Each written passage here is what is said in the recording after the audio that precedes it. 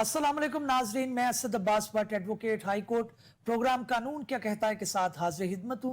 नाजरीन, आज बुनियादी तौर पर जो सवाल है वो आईनी तरामीम के मुतल्लिक है, लेकिन इसके इर्द गिर्द दो तीन मौज़ूआत जो है उनको भी हल्का सा डिस्कस किया जाएगा कि वो मोर और लेस इसी टॉपिक से जुड़े हुए हैं। आईनी तरमीम जो है उसको लेकर बड़ी बाज़गश्त है। कुछ लोग जो है वो कहते हैं कि ये नागुज़ीर है, इसका होना बहुत ज़रूरी था। लेकिन सवाल आज ये आता है कि आज जो फाइनल शक्ल इख्तियार कर रही है हमारी तरमीम, जो अभी जो है वो पार्लिमानी कमेटी ने अप्रूव कर दी हैं, 26 के करीब जो है वो तरमीम अप्रूव हुई हैं और सारी की सारी जो है वो जुडिशरी के मुतल्लिक, उनकी अपॉइंटमेंट के मुतल्लिक, ट्रांसफ़र बेंच के मुतल्लिक, उसके मुतल्लिक चल रही हैं। लगता कुछ इस तरह से है कि एग्जीक्यूटिव जो है वो किसी तरह से जुडिशरी को जो है वो कंट्रोल करना चाहती है। इतनी आज़ाद जुडिशरी जो है वो शायद एक्सेप्टेबल नहीं है। उसके अंदर भी अपने लकूनास हो सकते हैं, एक बहस की जा सकती है, लेकिन जो तरमीम आ रही है उसके अंदर जो है वो सारी बात इस पर ही आ रही है कि जनाब किसी ना किसी तरह अपॉइंटमेंट ऑफ जजेस, ट्रांसफ़र ऑफ जजेस और जो बेंचेस की तश्कील है उसके अंदर एग्जीक्यूटिव का कंट्रोल रहे। लास्ट एपिसोड के अंदर भी हमने डिस्कस किया कि हमारे मुल्क के अंदर, आइन के अंदर, क्या principle of separation of power जो है वो कारामद है, क्या वो भी चल रहा है या उसको इम्प्लाइडली जो है वो कोर्ट्स ने एक्सेप्ट किया था, उसकी कोई उस तरह से एक्सप्रेस प्रोविजन मौजूद नहीं है। इसके ऊपर बात करेंगे। और दूसरा हम बात करेंगे कि ऑनरेबल सुप्रीम कोर्ट की तरफ से आज एक फैसला है जिसके अंदर उन्होंने कहा कि सरकारी मुलाजमीन के जो बच्चों को और बेवाओं को सरकारी मुलाजमत के अंदर कोटा मिलता था और वो जो पॉलिसी थी उसको किसी तरह से कर्टेल किया गया है। इसमें अच्छाई है या इसके अंदर कोई जो है कानूनी लकूना मौजूद है, बात करेंगे। और तीसरा हम इसी से जुड़ी बात करेंगे कि जनाब ऑनरेबल सुप्रीम कोर्ट की तरफ से एक जो है वो वजाहती नोट आ गया है जो कि इलेक्शन कमीशन और पाकिस्तान को बेसिकली मुहातब किया गया कि भाई आप इम्प्लीमेंट करें वो जो 12 जुलाई का फैसला है जिसके अंदर उन्होंने 8-5 से तस्लीम किया कि ये रिजर्व सीटें हैं ये किन को जाएंगी, उसका लाहेअमल बताया गया, लेकिन उसके ऊपर इम्प्लीमेंट नहीं हो रहा। आज इलेक्शन कमीशन ने भी अपना इजलास बुलाया और अपने जो लीगल टीम है उनसे कानूनी मशावरत की और एक आज इसके अंदर उनका एक एक्सप्रेशन था कि जनाब 2017 से इसकी इम्प्लीमेंटेशन है और इसको जो है वो तरमीम आ चुकी है, अब हम शायद उसको उस तरह से इम्प्लीमेंट ना करें। मामला किस कर बैठेगा, हमारे जो स्टूडियो में आज मेहमान हमें ज्वाइन करेंगे राना मोहम्मद आसिफ साहब हैं, एडवोकेट हाई कोर्ट है, मेंबर पंजाब बार कौंसिल हैं, पहले भी आप इन्हें मेरे शो में देख चुके हैं और बिल्कुल एक वाजिया और बड़ी दबंग अपना एक्सप्रेशन देते हैं और इनका एक्सप्रेशन भी इसी तरह से है। हमारी लॉयर कम्युनिटी में भी उनकी मौजूदगी का फ़ायदा उठाएंगे और साथ ही साथ comparatively young lawyer but not that much Asad Munir barrister हैं, पहले भी आप उन्हें मेरे शो में देख चुके हैं, अच्छी और गहरी नज़र रखते हैं कानून के ऊपर, अपनी अच्छी एक वकालत बनाए हुए हैं। उनसे भी जानने की कोशिश करेंगे कि इस मामलात को किस तरह से देखते हैं। और मुझे स्काइप पे या फिर जो है वो टेलीफोन पे ज्वाइन करेंगे महर मोहम्मद इकबाल साहब, सीनियर एडवोकेट हैं सुप्रीम कोर्ट के, उनकी भी मौजूदगी का फ़ायदा उठाएंगे। राना साहब, मैं आपसे बात का आगाज़ करना चाहूँगा। 26वीं आइनी तरमीम जो है वो उसका महवर आखिर में जो नज़र आ रहा है वो यही नज़र आ रहा है कि किसी तरह से स्ट्रॉन्ग जुडिशरी जो है उसको रोका जाए। उसके अंदर अमेंडमेंट जो है, जैसे अपॉइंटमेंट ऑफ जजेस की बात हो गई, फिर ठीक है अब कॉन्स्टिट्यूशनल बेंच से आगे निकल आए हैं, गुफ्तगू आगे बढ़ गई है, लेकिन पहले कॉन्स्टिट्यूशनल कोर्ट का कहा जा रहा था, अब उसके बेंच का कहा जा रहा है। लेकिन किसी ना किसी तरह से लगता है कि एग्जेक्टिव को ये चीज़ नहीं एक्सेप्टेबल कि जुडिशरी इतनी ज़्यादा स्ट्रॉन्ग हो, उसके ऊपर कोई एक चेक रखना चाहते हैं। ये ठीक है या इसके अंदर कोई आप समझते हैं कि ये बुराई पैदा होगी? थैंक यू वेरी मच जी भट्ट साहब, बहुत शुक्रिया। जहाँ तक आप बात कर रहे हैं इंडिपेंडेंस ऑफ जुडिशरी की आइनी तकाज़ों के हवाले से, तो ये एक दुरुस्त बात है कि अदलिया को आज़ाद होना चाहिए हर किस्म के प्रेशर से। लेकिन हमने अदलिया को आज़ाद करके भी देख लिया। आपने इफ्तिखार चौधरी का टाइम देखा होगा, आपने साकिब निसार साहब का टाइम देखा होगा, फिर उसके बाद बंदयाल साहब आए, खोसा साहब आए और फिर काजी साहब आए, अब आगे मंसूर अली शाह साहब आएंगे। अदलिया ने भी अपनी आज़ादी का एक गलत इस्तेमाल किया जी। उन्होंने भी अपनी ताकत का बेसिकली उसको अपने इख्तियारात को अपनी ताकत बनाया और उस ताकत का उन्होंने एक बहुत ही भरपूर तरीके से गलत इस्तेमाल किया। ठीक। उनको जो एम्बिट दिया गया, जो बाउंड्री थी उनकी, जो 4 वॉल्स थी, वो ये थी कि आपने उनके पास जो लिटिगेंट्स के केसेस मौजूद हैं उसके ऊपर डिसाइड करें, इंसाफ के तकाजे पूरे और स्पीडी जस्टिस पे लेके जाएं उसको। क्योंकि सुप्रीम कोर्ट तक जाते जाते जो एक लिटिगेंट है उसकी तो उसकी दूसरी तीसरी नस्ल शिफ्ट हो चुकी होती है उसके अंदर। ठीक। लेकिन अदलिया ने चूंकि मैं इसके साथ हूं कि अदलिया को आज़ाद होना चाहिए, बिल्कुल होना चाहिए, क्योंकि अगर जिस मुल्क में अदलिया आज़ाद नहीं है उस मुल्क में रूल ऑफ लॉ हो ही नहीं सकता। अदलिया ही है जो प्रोटेक्ट करती है आइन में दिए हुए बुनियादी हकूक़ को, एक आम बंदे के हकूक़ को, डिस्क्रिमिनेशन को रोकती है, रेडिकेट करती है पैरिटी को। तो वो चीज़ें जो कि अदलिया ने करनी है, बदकिस्मती से अदलिया ने भी नहीं की। और उसके ना करने की वजह से जो उनको नहीं करनी चाहिए थी वो फील्ड में आ गए, बाजारों में आ गए, स्कूलों के अंदर चले गए, हॉस्पिटल के अंदर अदलिया चली गई, फिर उन्होंने मुदाखलत की, पार्लिमान में मुदाखलत करना शुरू कर दी, जो लोगों के वोटों से आए होते हैं, उनकी ताकत को अंडरमाइन करना शुरू कर दिया। तो फिर आज जो दिन हम देख रहे हैं ये किसी हद तक जस्टिफाइड भी है कि अगर वो कह रहे हैं कि अगर हमारे साथ ये सलूक होगा तो फिर अदलिया क्यों आज़ाद रहे। हालांकि ये अदलिया का आज़ाद ना होना ना पार्लिमान के हक में बेहतर है, ना अदलिया के खुद के हक में बेहतर है, ना अवाम के हक में, और ना ही पाकिस्तान के हक में बेहतर है। बिल्कुल ठीक है। मैं राना साहब आपके दोबारा आऊँगा। बैरिस्टर साहब आपने बात सुनी है, जाहिर है सीनियर हमारे काउंसिल हैं, जानते हैं मामला को, एक प्रैक्टिकल बात कर रहे हैं। अदलिया के ऊपर जो जिम्मेदारी थी शायद लोग उससे भी मायूस हुए हैं। अगर आप 2007 की बात करें, 9 की बात करें, जब तहरीक चली, तो आज उस चीज़ को एक काफ़ी अरसा गुजर चुका है, कुछ समरात नज़र नहीं आए। फिर ये है कि हमने देखा कि आपके जो इलेक्टेड प्राइम मिनिस्टर हैं उनको घर जाते भी देखा, फिर दूसरे मामलात हुए। तो वो आप समझते हैं कि अदलिया का जो टारगेट होना चाहिए था, relief to the general public, वो नहीं हुआ, उसका ये रिपरकशन है कि उसके ऊपर आ रहे हैं, या फिर सियासतदान अपने मकासद के लिए कर रहे हैं? सर सबसे पहले तो आपका शुक्रिया। सर गुजारिश ये है कि अगर हम अभी ये जो रीसेंट आइनी तरमीम है इसको देखें तो मैं इसके बारे में जो एक चीज़ बड़ी क्लियर है कि शायद ये ज़रूर होगी, इसके कुछ कंपोनेंट ऐसे होंगे जो अहम हैं और हमें उसके लिए ज़रूरत भी है कि इन कंपोनेंट्स को आइन में शामिल किया जा सके। कुछ चीज़ें, इसका कुछ पार्ट्स ऐसे हैं जिनकी इस वक्त ज़रूरत भी होगी, लेकिन जो इसके लिए तरीक़ाकार अडॉप्ट किया जा रहा है, जितनी जो है वो जल्दबाजी में इस सारे को ड्राफ्ट किया जा रहा है आइनी तरामीम को, और उसको पेश किया जा रहा है एक दिन के नोटिस के ऊपर, फिर बार बार जो है उसको फोर्स करने की जो तैयारी की जा रही है, अगर ये एक अच्छी नीयत से भी किया जा रहा हो तो भी उसके ऊपर क्वेश्चन मार्क राइज हो गए हैं। मसला इस बात का नहीं है कि ये होना चाहिए कि नहीं होना चाहिए, मसला भी इस बात का पैदा हो गया कि जिस तरीके से इसको करने की कोशिश की जा रही है, इसने ये अमेंडमेंट है इसको वैसे ही कंट्रोवर्शियल कर दिया है कि जी क्यों इतनी जल्दी आप कर ले कर। एक चीफ जस्टिस रिटायर हो रहे हैं, लाइक 3 दिन में 5 दिन में उनकी रिटायरमेंट पेंडिंग है, उनको जा लेने दें, इससे क्या फर्क पड़ता है। बेसिकली मामला ये है कि किसी को रोकने के लिए या किसी को चीफ जस्टिस बनाने के लिए जब कोई आईनी तरामीम लाई जाएंगी तो उसके अगर आपकी इंटेंशंस पॉजिटिव भी हैं, अगर उसको लेके इम्पार्शियल भी आप उसको कर दिया जाए तो भी वो मेरा ख्याल है कि एक्सेप्टेबल नहीं होगी इन जो लॉ कम्युनिटी है उसमें भी और बाकी जगह पर भी। प्रॉब्लम इधर एक और जगह पे अराइज होता है, वो ये है कि अगर इस आईनी तरमीम को आपने अभी करना है, लाइक इसके लिए कोई शुभ मुहूर्त निकाली गई है और अब जो है वो 26 से पहले हो जाएगा, नहीं तो उसके बाद कोई उसके ऊपर जो है वो गलत होना शुरू हो जाएगा, कोई गलत असरात मुरतब हो जाएंगे। चूंकि पास में इस तरह की तो हम परस्तियां भी चलती रही हैं जो कि ऑब्वियसली इस मैटर में नहीं है, मैं क्रिटिसाइज करते हुए कह रहा हूँ। इस स्पेसिफिकली इस मैटर में अगर इसको आप रूटीन में भी कर जी अभी ये चीज मंडे को ये पास हो जाना चाहिए और ये आइन में ये तरमीम जरूरी है मंडे तक, तो भी इस सारे मसले के साथ इसमें आप इसको ऐड कर सकते हैं कि जो अभी रिसेंटली चीफ जस्टिस आ रहे हैं उसके ऊपर ये एप्लीकेबल नहीं होगी, उसके बाद इसको एप्लीकेबल कर दें।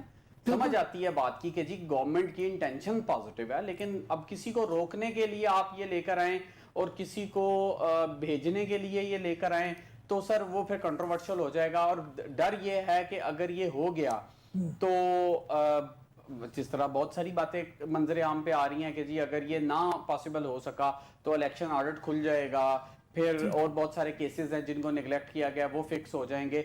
इवन आज भी जो है वो सुप्रीम कोर्ट के जजेस को अपना फैसला जो है वो इन्फोर्स करने के लिए एक थर्ड एक्सप्लेनेशन देनी पड़ी।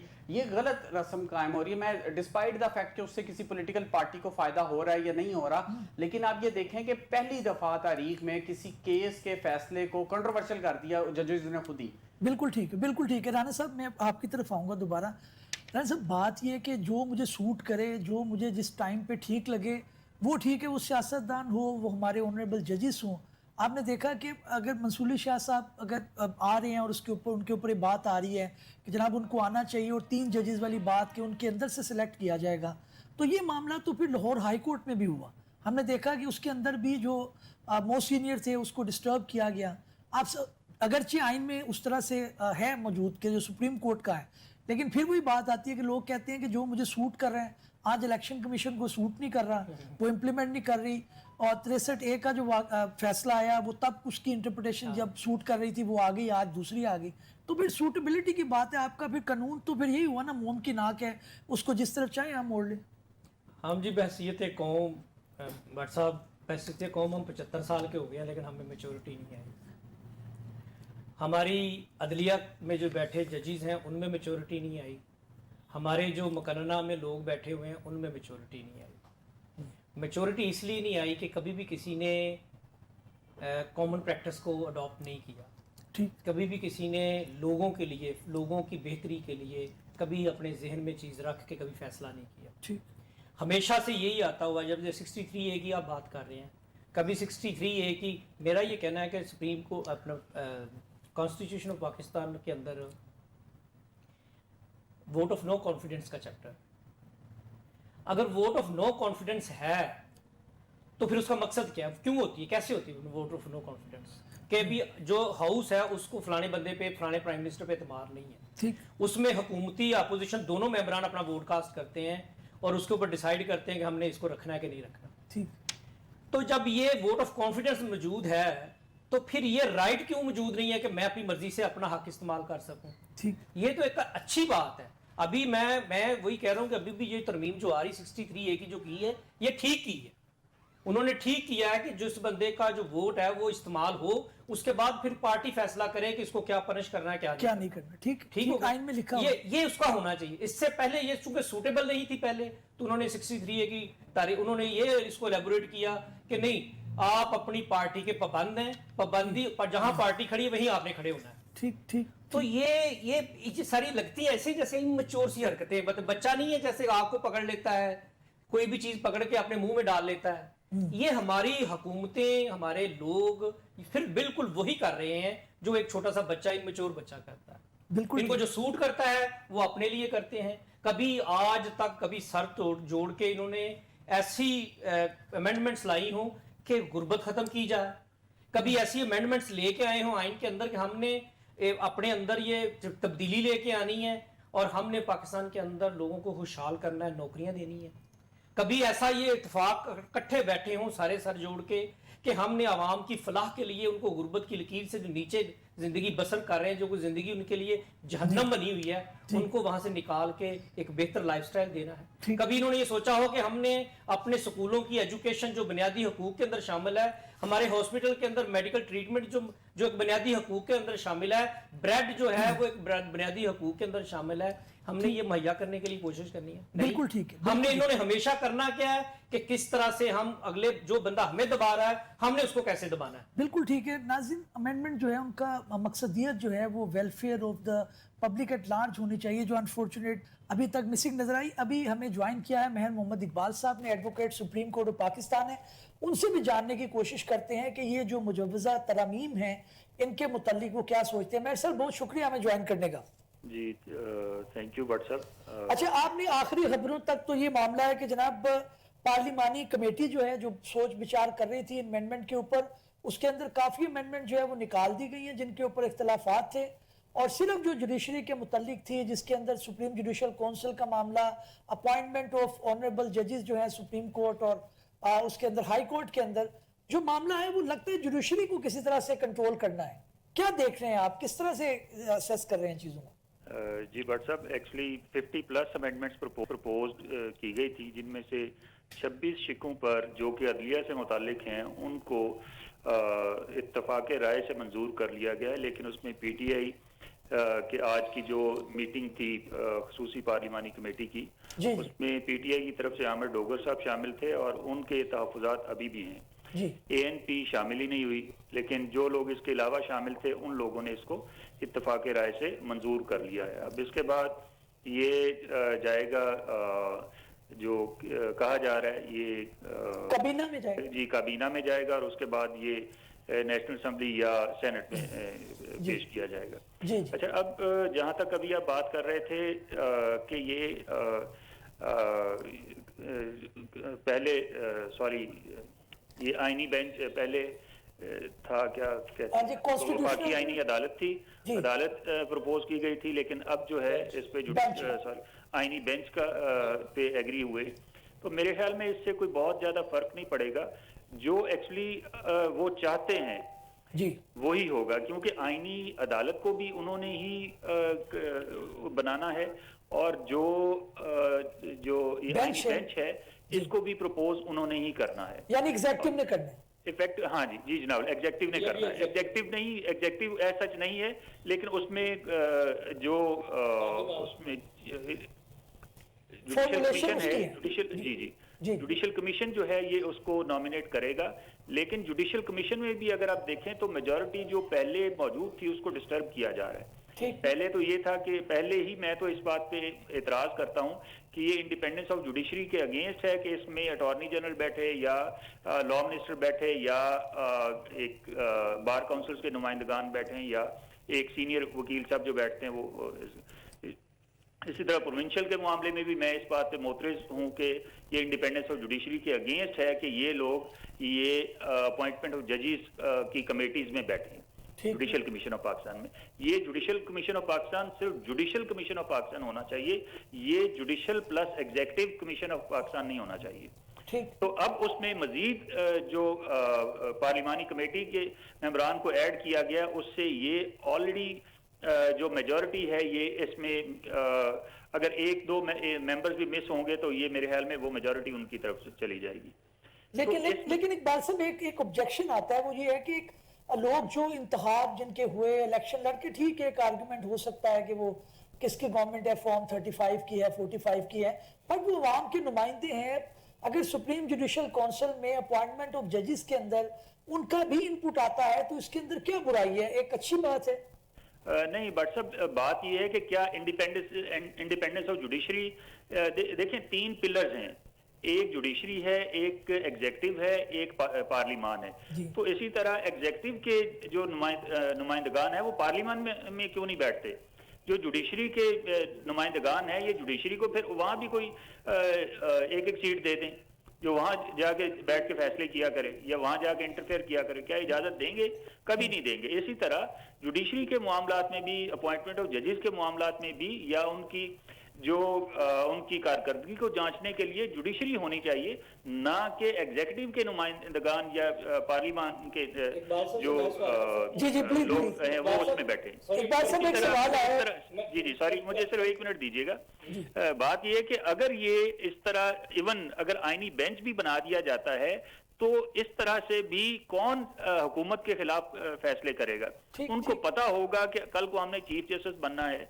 चीफ जस्टिस की तकर्री को अगर देखें तो 3 जजेस में से किसी एक को जो ज्यादा लॉयल्टी शो करेगा गवर्नमेंट की तरफ तो उसको लगा देंगे। आपको पता है हमारी मेंटालिटी क्या है, या हमारे जो साहिब इक़्तिदार लोग हैं वो क्या करते हैं? जी जी। और जो हुकूमत के खिलाफ फैसले नहीं करेंगे उनको लगाया जाएगा। और जजेस साहिबान वो भी जाहिर इंसान है, इस सोसाइटी का हिस्सा है, वो हुकूमतों के खिलाफ या सरकार के खिलाफ फैसले नहीं करेंगे उनकी गुड बुक्स में रहने के लिए।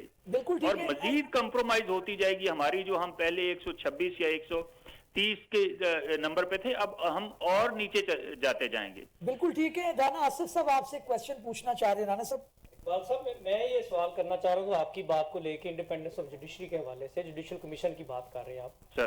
क्या आपको पिछले अगर हम 15 या 20 2 डेकेड में देखें तो हमने ये नहीं देखा कि जुडिशरी में जो अपॉइंटमेंट्स हुई हैं वो जाती पसंद या नापसंद की बुनियाद पे हुई हैं और सिर्फ उन्हीं ऑफिस से जजेस को चुना गया है जो जुडिशियल ऑफिसर रहे हैं या वो जजेस रहे हैं या वो सुप्रीम कोर्ट के जजेस या चीफ जस्टिस रहे हैं।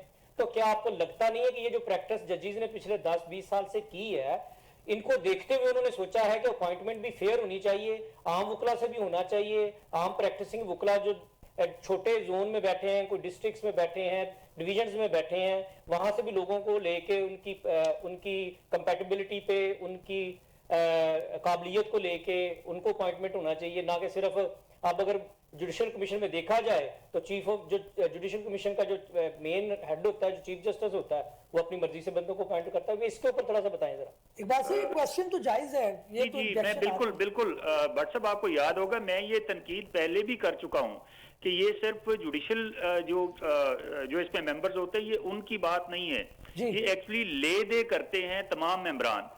लॉ मिनिस्टर साहब जो है वो कहेंगे जी मेरा बंदा रख लें, चीफ जस्टिस हाई कोर्ट कहेंगे जी एक आध मेरा बंदा सेट कर लें, और जो दूसरे जो बड़े ग्रुप्स हैं वो कहेंगे नहीं जी एक एक बंदा तो हमारा भी होना चाहिए, क्योंकि उनके नुमाइंदगान पंजाब बार से या अगर देखें सुप्रीम कोर्ट में तो पाकिस्तान बार काउंसिल से उनके नुमाइंदे बैठे होते हैं वहां पे। बिल्कुल ठीक है। एक बात लॉ मिनिस्टर साहब कहेंगे मेरा एक बंदा रख लें। इसी तरह ये मैं ये चाहता हूं कि जुडिशरी इस मुल्क की इंडिपेंडेंट हो, मेरिट पे तकर्रियां हों, ना वो कोई जज अपनी मर्जी का बंदा अपॉइंट कर सके मेरिट से हटके, ना ही जो एग्जीक्यूटिव या पार्लियामान के नुमाइंदगान वहां पे बैठे हैं, ना ही वो कुछ कर सकें। इवन मैं आपको अर्ज करूंगा कि एस्टेब्लिशमेंट के बंदे यहाँ पे अपॉइंट किए जाते हैं, वो अपना हिस्सा रखते हैं। गुफ्तगू को आगे बढ़ाने से मुझे, मैं असद आपकी तरफ आऊंगा। अब इकबाल साहब जो बात कर रहे हैं वो कह रहे हैं कि जनाब बिल्कुल इंडिपेंडेंस ऑफ जुडिशरी होनी चाहिए, और उसके अंदर अपॉइंटमेंट ऑफ जजेस है वो जुडिशरी के हाथ में रहने चाहिए। वो तो जहाँ तक जा रहे हैं कि जनाब इसके अंदर जो है लॉ मिनिस्टर भी नहीं होने चाहिए, और जो अटॉर्नी जनरल है वो भी नहीं होने चाहिए। आप इसको किस तरह से देखते हैं? ये तो बिल्कुल आप फिर एक एब्सोल्यूट पावर दे देंगे जिसके अंदर अपनी कुछ खास बुराइयां हैं। सर मैं बिल्कुल एग्री करता हूँ अमार साहब की बात से। मसला सिर्फ इतना सा है कि अगर ये उठाकर आप पावर्स एग्जेक्टिव्स को दे देंगे तो एग्जेक्टिव्स तो अपने बंदे जो हैं वो ऑलरेडी पहले सिलेक्शन में भी लेकर आते हैं। बेसिकली हम दो चीजों को कंफ्यूज कर रहे हैं, एक है जजेस की तैनाती का तरीकाकार और एक है चीफ जस्टिस की तैनाती का तरीकाकार। इन पे दो पे अलग अलग बात कर लेते हैं। हम इन दोनों टॉपिक्स को बेसिकली मिंगल अप कर गए हैं। मामला ये है कि जहां तक तो जजेस की तैनाती का तरीकाकार का ताल्लुक है, इसमें तो बहुत ज्यादा रिफॉर्म्स की जरूरत है। इसमें तो मैं 200% एग्री करता हूं दोनों अपने दोस्तों से कि जनाब इसमें तो बिल्कुल आपको जरूरत है कि इसको जो है वो रीवैम्प किया जाए। कोई तरीकाकार नहीं है। आप किसी भी ऐसे जजेस को भी हमने लगते हुए देखा जो प्रैक्टिस ही नहीं करते थे और नेक्स्ट मॉर्निंग जो है वो 20 साल उनके हो गए, 15 साल हो गए, वो हाईकोर्ट के जज लगा दिए गए because they were well connected. जो अपीयर होते हैं, जो कोर्ट्स में पेश होते हैं, उसके लिए वो मैकेनिज्म बिल्ड करने अभी भी है कि आपने अपने सर्टेन केसेस देने हैं फॉर हाई कोर्ट के, सुप्रीम कोर्ट के लाइसेंस के लिए। इसको और मजीद स्ट्रिक्ट कर दें कि जब केस फाइल होता है कौन आर्ग्यू कौन करता है, उसके हिसाब से केसेस के नंबर ऑफ केसेस के ऊपर होना चाहिए। मेरा ख्याल है कि इसको क्वालिटी जो है वो स्पेसिफिक होना चाहिए, ना कि टाइम स्पेसिफिक। क्या 20 साल अगर हाईकोर्ट के मेंबर है, 20 साल तो बहुत सारे लोग होंगे जो हाईकोर्ट के मेंबर होंगे।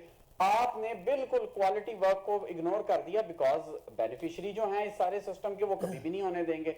दूसरी तरफ आ जाता है चीफ जस्टिस की तैनाती का तरीकाकार। चीफ जस्टिस की तैनाती के तरीकाकार के ऊपर सर बड़ी सीधी सी जो मैं इकबाल साहब की रिजर्वेशंस थी वो मेरी भी हैं।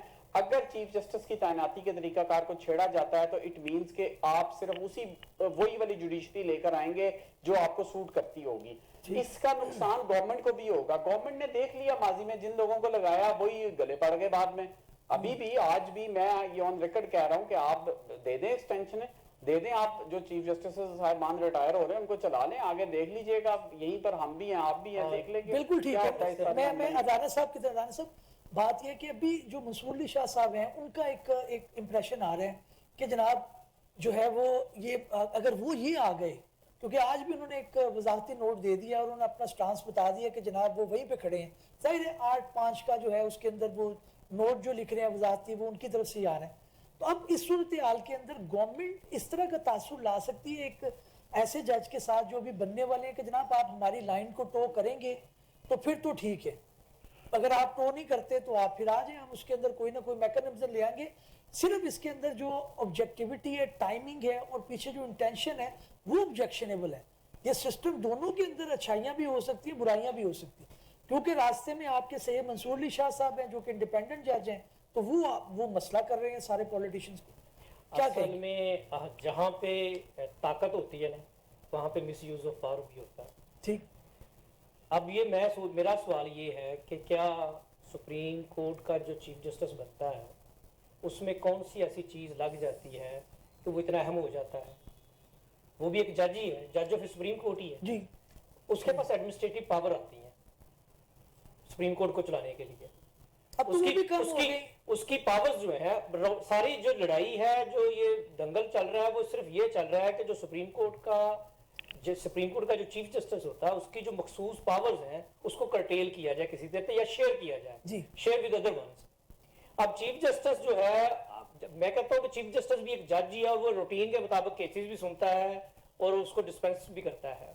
फर्क यहाँ पे पड़ता है कि उसकी मर्जी से, अब जो ऐसे वो टॉप 3 जजेस का है कि जो बेंच बनना है वो उनकी मशावरत से बने, ये बड़ी अच्छी ऑप्शन थी, वेरी गुड, मैं इसको अप्रिशिएट करता हूँ।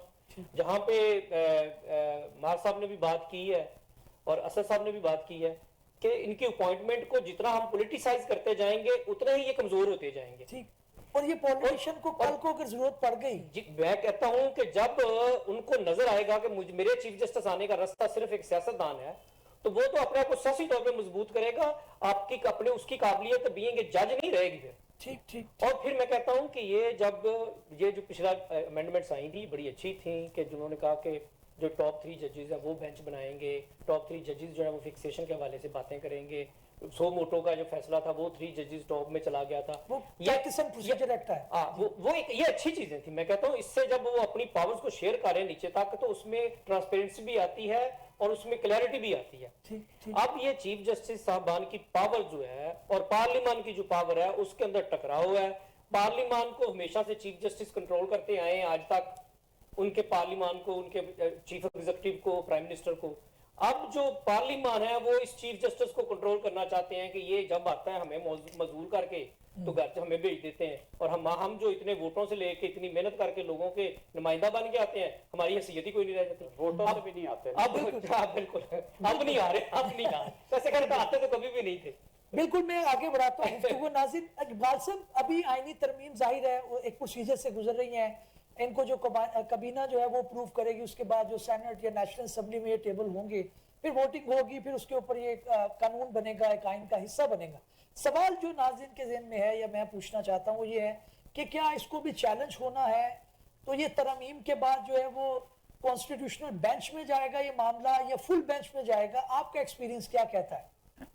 सर, कॉन्स्टिट्यूशनल बेंच में ही अब देखें, ये भी एक इशू होगा कि जब अभी जिस अमेंडमेंट को चैलेंज किया जा रहा है उसको क्या वो बेनिफिशियरी जो हैं क्या वही सुनेंगे?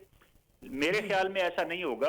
अगर इसको चैलेंज किया जाता है तो मेरे ख्याल में सुप्रीम कोर्ट ही सुनेगी, और मेरे ख्याल में इसको सुप्रीम कोर्ट के फुल कोर्ट बेंच होगा, जो जितने भी जजेस हैं उन सबको मिल बैठ के इसका फैसला करना चाहिए, whether the amendments are in accordance with the law और in violation of any of the fundamental right और any of the provision of the constitution of Pakistan, specially independence of judiciary. लेकिन इकबाल साहब, एक चीज आती है, आर्गुमेंट ये है कि जनाब दोनों साइडों पे बेनिफिशरीज हैं। अगर आपका आईनी बेंच जो है वो जजेस सुनते हैं तो वो बेनिफिशरी हो सकते हैं, अगर दूसरे जो जजेस हैं वो भी सुनेंगे, वो भी तो एक सिस्टम को रखना चाह रहे हैं, तो उनको भी कहीं ना कहीं बेनिफिट तो जा रहा होगा। अगर ये क्राइटेरिया होगा फिर तो मामला फंस जाएगा, कॉन्स्टिट्यूशनल क्राइसिस की तरफ जाता हुआ नजर आ रहा है। जी बट साहब, ये कॉन्स्टिट्यूशनल क्राइसिस की तरफ जा सकता है मामला, और इसीलिए मैंने अर्ज किया कि इसको फुल कोर्ट को, चूंकि जो आईनी बेंच बनने जा रहा है वो भी सुप्रीम कोर्ट का हिस्सा ही होगा, इसलिए मैं समझता हूं कि उन तमाम जजेस को फुल कोर्ट को बैठ के इसका फैसला करना चाहिए, ताकि उसमें आईनी जजेस भी हों और दूसरे जजेस भी शामिल हो।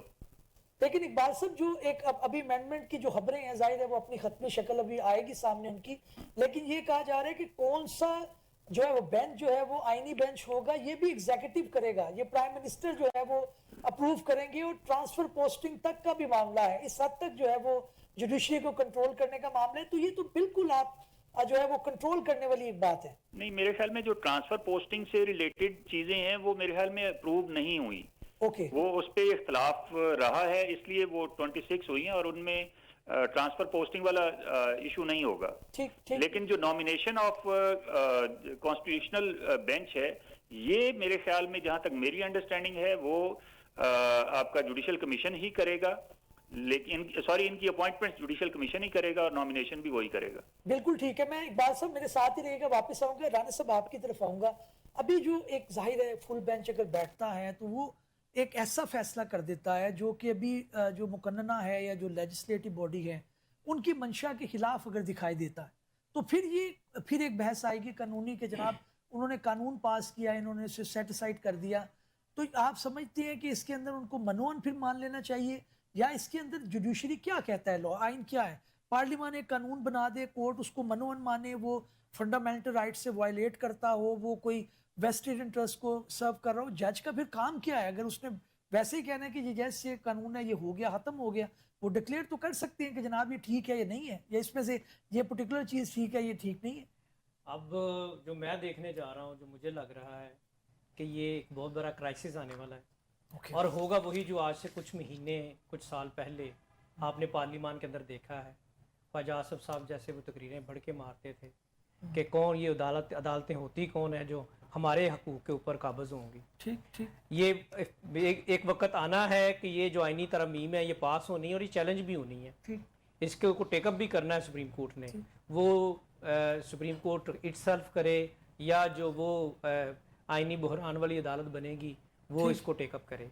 दोनों सूरतों में पार्लियामान ने अपनी यकसुई करनी है, इत्तेहाद करना है और उन्होंने कहना है कि हम चूंकि हमें इख्तियार दिया गया है पार्लियामान को कानून बनाने का, तो हमारे बनाए हुए कानून को ये किस तरह से ख़त्म कर सकते हैं। बिल्कुल ठीक। और अदालतों ने कहना है कि कोई भी कानून जो कि आइन के मुखालिफ ना हो, उसके कंट्राडिक्टरी ना हो, तो वो तो रहेगा। अगर ऐसा हो तो सुप्रीम कोर्ट को इख्तियार है सुप्रीम कोर्ट के पास कि वो इसको एलेबोरेट कर सकती है, उसके ऊपर उसकी एक्सेप्टेंस या उसके डिनाइल के ऊपर बात कर बिल्कुल ठीक है। मैं नाज़रीन दूसरा जो मौजू है जिसके ऊपर बात करनी है वो ये कि आज ऑनरेबल सुप्रीम कोर्ट की तरफ से एक वजाहती नोट आया है जिसके अंदर इलेक्शन कमीशन ऑफ पाकिस्तान को कुछ जो है वो मतनबे किया गया है। असद अब मैं आपकी तरफ आऊँगा, आपने देखा है इस नोट को, दूसरा ये वजाहती नोट है, एक इससे पहले भी आ चुका है।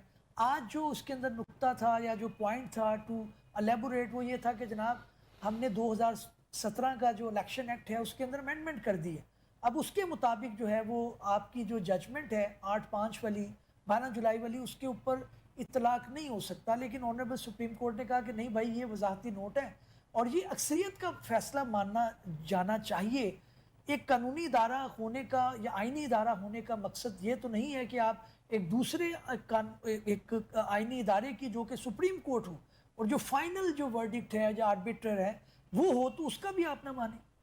सर किसी की तो हल्लाशेरी पीछे से है ना जिसकी वजह से ये सब कुछ हो रहा है, वरना इलेक्शन कमीशन ऑफ पाकिस्तान का एहतराम अपनी जगह पे, इलेक्शन कमीशन एक आइनी इदारा होने के बावजूद एक कोर्ट का आर्डर तस्लीम ना करे और इतने दिन लगा दे और उसके बाद उसको वजाहतों की ज़रूरत पड़े। अपने मतलब की वजाहत तो इलेक्शन कमीशन वाले बड़े आराम से निकाल लेते हैं सर। अब यहाँ उनको 3 दफ़ा जो है वो वजाहती नोट जारी किया जा चुका है और उनको अभी तक समझ नहीं आ रहा, तो कोई एक अच्छा लॉ ऑफिसर अपॉइंट कर दें, वो समझा देगा। किसी भी वकील साहब को बुला लें, उसको हम इनको फ्री ऑफ कॉस्ट इसकी तशरीह करके देने को तैयार हैं, समझने वाले तो बने। बेसिकली सर वो समझना नहीं चाह रहे। आप उनकी मर्जी की नहीं करेंगे ना सर, मसला यही है ना जी, वो अपनी मर्जी की करवाना चाह रहे हैं तो उनको वो करके कोई नहीं दे रहा। अब तो सर फैसला गया हुआ सर गुजारिश ये है कि वजीर आजम ये कर दे, वजीर आजम वो कर दे। देखें ये एक आइनी तरमीम लेकर आए जिसमें ये सुप्रीम कोर्ट में ये करे कि जब भी नई गवर्नमेंट आएगी तो वो अपने मेंबरान अमूमन 15-12 बड़े आराम से आपको मेंबर ऐसे मिल जाएंगे कौमी असम्बली के जो लॉ ग्रेजुएट होंगे, वो उनको उठाकर सुप्रीम कोर्ट का जज लगा दे। ठीक है सर, उसके मुताबिक सुप्रीम कोर्ट को चलाया जाए। उनके में से जो कोई हाई कोर्ट में भी लगा दें, हाई कोर्ट भी काफी तंग करता है। सर ये आप यकीन माने बुनियादी तौर पर शायद मेरी बात से आप इख्तलाफ करें कि ऐसा हो नहीं सकता, हो यही रहा है पसे पर्दा। आप ये देख लें, ये जो तरमीम है ये शायद वो जो असम्बली से जाकर वहां बैठे वो शायद फिर कुछ कंट्रोल कर लें। जिस तरह से ये इस वक्त कर रहे हैं इसमें बिल्कुल नहीं हो सकेगा। मैं एक छोटी सी वाकया आपको बताता चलूं। वो एक साहब के दांत नहीं थे, उन्होंने बच्चे को मना किया कि बेटा टाफियां ना खाओ, देखो अगर टाफियां खाओगे तो दांत टूट जाएंगे। तो बच्चे ने कहा कि मेरे दादा 100 साल के हैं और उनके सारे दांत सलामत हैं। तो उन्होंने बुजुर्ग ने कहा कि देखें फिर वो टाफियां नहीं खाते होंगे। उसने कहा नहीं, वो अपने काम से काम रखते हैं। बेसिकली इदारे अपने काम से काम नहीं रख रहे। और जिस तरह से इस बुरी तरह से जिस तरह राणा साहब ने कहा सर, यहाँ तकरीरें भी होंगी, यहाँ पर जुडिशरी को कहा अभी आप ये तरमीम हो लेने दें, आप देखिएगा कि ऐवान में एक विक्ट्री स्पीचेस होंगी कि हमने नथ डाल दी, हमने ये कर दिया, हमने कंट्रोल कर लिया। सर मैं तो एक बड़ी सीरियस किस्म की वुकला मूवमेंट चलते देख रहा हूं कि जो इसका आगाज गालबन मेरा ख्याल है कि कराची से हो जाएगा, क्योंकि पंजाब वालों में तो इतना दम ही नहीं है कि वो कुछ कर सकें। लेकिन काफी कुछ किया हमने भी, 2007 में काफी किया था। 7 में तो शुरू यहाँ से हुआ। मसला ये है कि 7 वाले तो इस वक्त 7 मिल गए हैं ना सर। ओके मैं इकबाल साहब को भी अगेन शामिल गुफ्तगू करना चाहूंगा। इकबाल साहब, अब ऑनरेबल सुप्रीम कोर्ट ने 2 दफा वजाहती नोट दे दिया, अब क्या वजाहती नोट और उसके ऊपर फिर आगे ये जो है वो फुटबॉल खेला जा रहा है, अब इसको इम्प्लीमेंट नहीं किया जाएगा तो क्या ऑनरेबल सुप्रीम कोर्ट इसके अंदर कंटेम्प्ट की प्रोसीडिंग का आगाज कर सकता है? जी व्हाट्सअप, अगर इसका थोड़ा सा 1 मिनट में अर्ज जी, कर दूं कि 12 जुलाई को मखसूस नशिस्तों का जो शॉर्ट ऑर्डर था वो अनाउंस किया गया। जी। उसके बाद इन्होंने जो 14 सितंबर 2024 को इन्होंने पहली वजाहत जारी की जी। तफसीली फैसला 24 सितंबर को जारी हुआ। अब दूसरी वजाहत भी आ गई 18 अक्टूबर को, जो कि 80 दिन हो चुके हैं, और वो फैसला जो 12 जुलाई का था वो अभी तक इम्प्लीमेंट नहीं कर रहा इलेक्शन कमीशन ऑफ पाकिस्तान, और मॉकरी ऑफ लॉ इसी को कहते हैं जी। और यही वजह, और मेरे ख्याल में, और आखिर जैसे मेरे भाई ने फरमाया, असद साहब ने फरमाया कि आखिर कोई तो पीछे है जो इनको हलाशेरी दे रहा है कि आप के अगेंस्ट कुछ नहीं होगा। यही एक इलेक्शन कमीशन को टांग दें सुप्रीम कोर्ट, एक इलेक्शन कमीशन तो चलो दूर की बात है, किसी इदारे के सरबराह को, किसी डीसी को, ये कोई भी किसी भी केस में कि अगर आपने सुप्रीम कोर्ट का या किसी कोर्ट का फैसला ना माना तो आपके खिलाफ तौहीन अदालत में प्रोसीड हो सकता है। क्योंकि उनको पता है कि हमारे अगेंस्ट कुछ नहीं हो सकता, इसलिए वो इस तरह हवा में ये सुप्रीम कोर्ट को के फैसलों को भी उड़ा रहे हैं।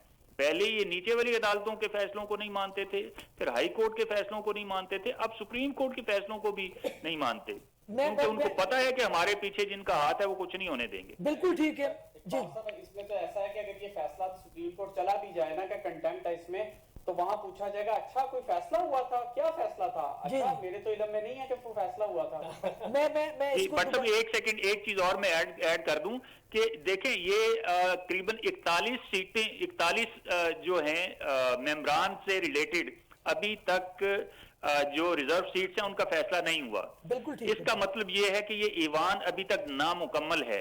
बिल्कुल ठीक है। लिहाजा ये क्या ये ईवान इस सूरत में ये अमेंडमेंट करने का मजाज भी है, एक ये भी सवाल पैदा होता है। बिल्कुल ठीक है।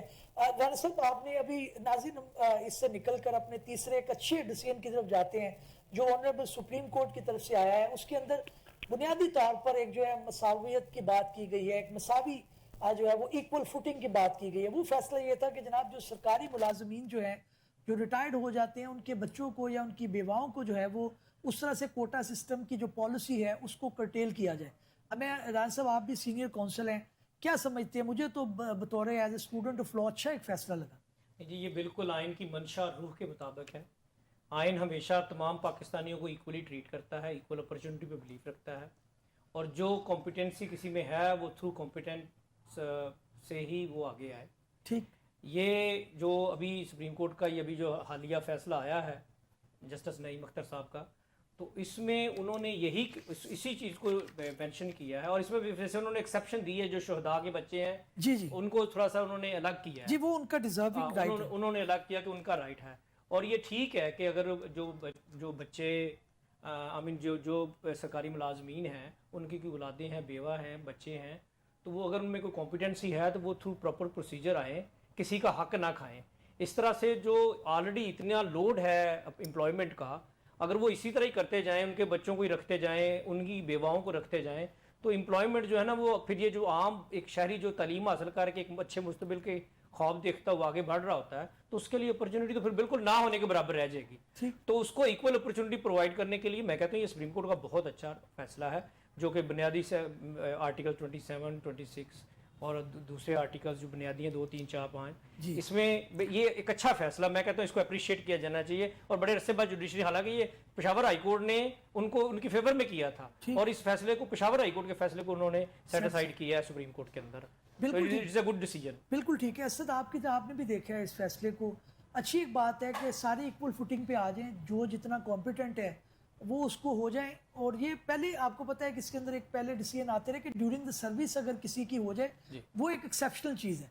लेकिन ये है कि एक बंदा रिटायर्ड हो के एक महकमे से गया है, अब उसके बच्चे को या उसकी जो है वो फैमिली को कोटे के अंदर कोई एक्स्ट्रा मार्क्स मिले, तो ये चीज़ को बेसिकली खत्म किया गया। आप किस तरह से देखती हैं? सर बहुत अच्छा फैसला है सर, और इस तरह के फैसले आने चाहिए। इससे मतलब इस पे मैं ये कहूँगा कि अच्छे भी आ रहे हैं, अच्छे भी फैसले आ रहे हैं।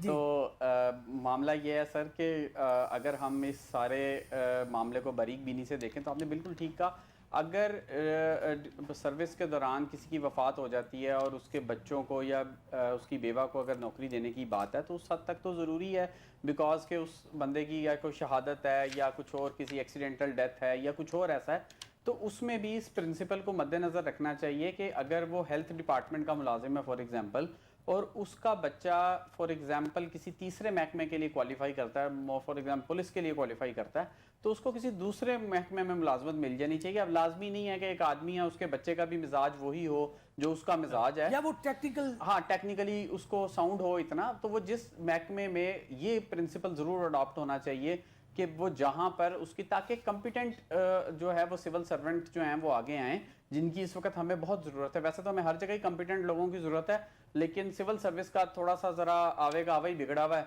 आप अगर देखा जाए तो मतलब उसमें बहुत कम ऐसे लोग हैं जो काम करते हैं। बाकी एक मोटर चलाने के लिए, एक उसको देखने के लिए, एक उसके ऊपर बैठा हुआ है, एक उसको उसकी रिपोर्ट बनाने के लिए, एक उसका मॉनिटरिंग के लिए, फिर उसके एक अकाउंटेबिलिटी के लिए, तो मतलब पूरा डिपार्टमेंट खड़ा हो जाता है सिर्फ एक छोटे से टास्क के लिए। तो ये बड़ा अच्छा फैसला है जी, इस तरह के फैसले आने चाहिए। इकबाल साहब मैं आपकी तरफ आऊंगा, आपने भी फैसले को पढ़ा होगा। जस्टिस नईम अख्तर अफगान ने जो है वो दिया है, जिसके अंदर उन्होंने मेरिट्स को बेसिकली एक दफा फिर अपहोल्ड किया है, और जो एक सराहियत कर गई थी चीज, क्योंकि पॉलिसी के अंदर जाहिर है लकूनास होते हैं, फिर आप उसके अंदर जाहिर है वो उस तरह से मेरिटोक्रेसी सामने नहीं आती। तो आज कोर्ट ने पेशावर हाई कोर्ट के फैसले को जो है वो कलअदम करार देते हुए इस पॉलिसी को, ना सिर्फ ये बल्कि जो सिंध के अंदर है, पंजाब के अंदर, उन्होंने सारी पॉलिसीज को डिस्कस करके कहा कि ये आइन के मुनाफी एक चीज है। आप किस तरह से देखते हैं? जी बट सब शुरू में तो एक्चुअली कोटा सिस्टम जो इंट्रोड्यूस करवाया गया था वो आइन में मखसूस इलाकों के लिए था, या जहाँ पे एजुकेशन कम है उन इलाकों के लिए था। लेकिन आहिस्ता आहिस्ता फिर इसको कोर्ट्स ने कंडेम भी करना शुरू कर दिया, लेकिन फिर आहिस्ता आहिस्ता सूबों ने इस पे पहले पॉलिसीज बनाई और फिर इसको पार्ट का हिस्सा बना दी, अपने लेजिस्लेटिव जो प्रोसेस था उसके थ्रू इसका हिस्सा बना दिया।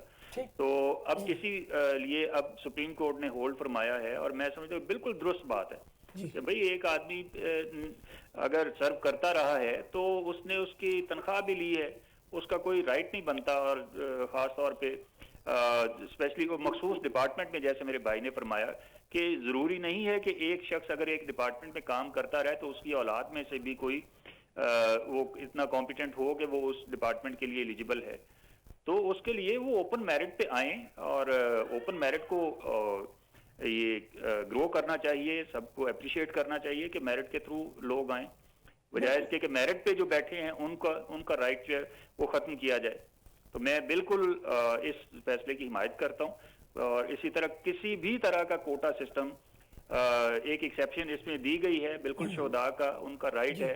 ज़ाहिर है फैमिली सफ़र करती हैं, ज़ाहिर है वो सरहदों पे और हमारी हिफाजत करते हुए जाने देते हैं, तो ठीक है उनकी फैमिलीज को सपोर्ट करने के लिए वो एक मार्जिन रखा गया है। तो मैं समझता हूँ कि बहुत अच्छा फैसला है। लेकिन इकबाल साहब एक चीज़ ये है कि अभी इतने जो क्राइसिस वाले मामलात हैं, ये एक इस तरह का अवामी फैसला है, तो ज़्यादा कोर्ट्स इस तरफ क्यों नहीं जाती?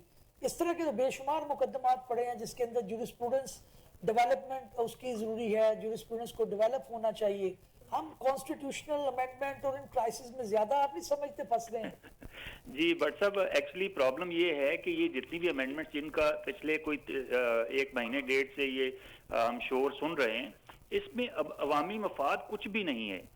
ये हालांकि जितने भी कवानीन बनते हैं वो अवामी मफाद के लिए बनते हैं, लेकिन इस सारे के पीछे अवामी मफाद नहीं है, ये सियासतदानों का अपना मफाद है, उनका इक़्तिदार से चिमटे रहने की हवस है, जो कि वो चाहते हैं कि हम ये इक़्तिदार हमारे हाथ में रहे और कोई हमारे इक़्तिदार को छेड़ ना सके, चाहे वो उनकी अपोनेंट पार्टी हो, चाहे जो है वो कोई और हो। और इसके पीछे सिर्फ यही नहीं, साहिब इक़्तिदार में आपकी एस्टेब्लिशमेंट भी है, वो भी चाहती है कि हम पार्लिमान को कंट्रोल करें। वहां पे उसके लिए भी उन्होंने अब जो आर्टिकल 63A में अमेंडमेंट्स वो आगे होंगी। उसके बाद ये जुडिशरी को कंट्रोल करने के लिए, और उसके बाद जो है election commission of Pakistan already उनके हाथ में है, और जो उससे रिलेटेड अमेंडमेंट्स बाद में आएंगी जो प्रपोज हुई थी और आगे भी होना है, जिसमें अब वो जुडिशल, अगर पहले ये था कि अगर प्राइम मिनिस्टर और ऑपोजिशन लीडर अगर फेल होते हैं तो एक कमेटी थी उधर चला जाता है, लेकिन अब उन्होंने जुडिशल कमीशन में एक और कमेटी बना दी है जो कि उसका फैसला करेगा। बिल्कुल और ठीक वो है। लोग कौन साहब है? आपका पॉइंट आ गया, मुझे जाना असद साहब से। इमरान साहब, अवामी फैसले क्यों नहीं हो रहे? इकबाल साहब बात कर रहे हैं एस्टेब्लिशमेंट, ये जुडिशरी का हम लोगों का अपना भी तो एक कसूर है। जुडिशरी को इतनी इंडिपेंडेंस मिली, तहरीक के बाद जो है वो सारी पावर जो है जुडिशरी के पास चली गई। लोअर कोर्ट को हमने नहीं किया, वो उसी तरह से उधर ट्रायल कोर्ट में केस चलते रहते हैं, इवन हाई कोर्ट के अंदर लेफ्ट ओवर हो जाते हैं। हमने खुद भी तो नहीं किया, खाली इस्टेब्लिशमेंट को क्रिटिसाइज करें या एग्जेक्टिव को करें या सियासतदान को। एज ए लॉयर हम भी तो उसके अंदर रिस्पॉन्सिबल हैं किसी हद तक, हम भी तो तरीके लेते हैं। भट्ट साहब, मुझे आपकी बात, आपका सवाल सुन के ना, मुझे वो एक ना ग्रेजुएशन में कहानी होती थी दीनी कॉन्स्टिट्यूशन, उसमें एक करैक्टर था उस्ताद मंगू। अच्छा, हमारा हाल जो है ना वो उस्ताद मंगू वाला है, ठीक। जिसको रात को पता चला कि नया आइन आ गया है, तो सुबह उसने खुशी से कहा कि लो जी नवा कानून आ गया है, तो हुण सारी चीज़ां हालात बदल रहे। उन्हें फड़ के उन्हों कुट छड़िया अंग्रेज़ नूं, उन्हें चुक के जेल च पा छड़िया। उन्हें कहा भी कोई आइन नहीं, आइन वही है। ठीक ठीक। हमारा हाल भी यही है कि हमने कभी, हमारा प्रॉब्लम पता है क्या है? हमारा बेसिक प्रॉब्लम ये है कि हमारे हक को कभी माना नहीं गया।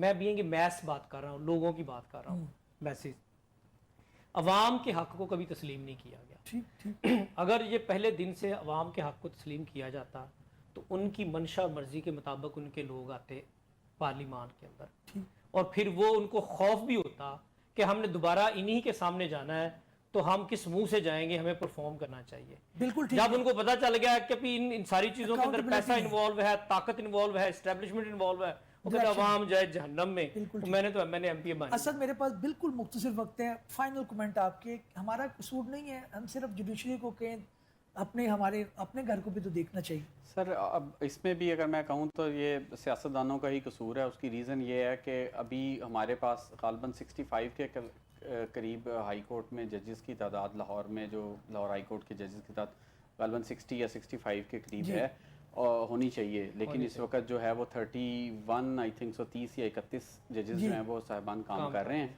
और आप उनसे देखें कि आधी तादाद के साथ 4 बज जाते हैं वो क्लास रात को।